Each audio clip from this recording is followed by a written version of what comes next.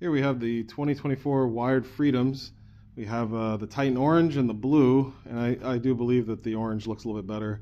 The only differences between these two so far that's been done is the fenders have been removed off of the blue, and an aftermarket Schwinn Saddle seat has been put on.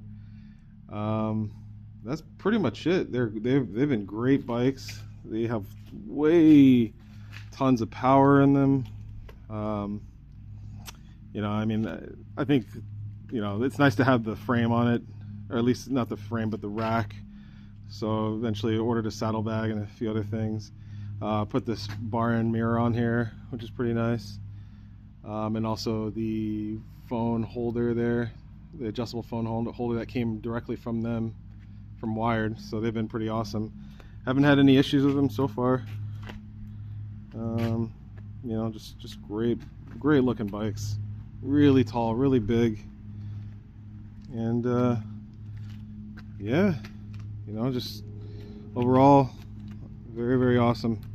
I think they look really great, especially that orange. That orange is just amazing. And yeah, you definitely should get on board if you haven't gotten any of these yet.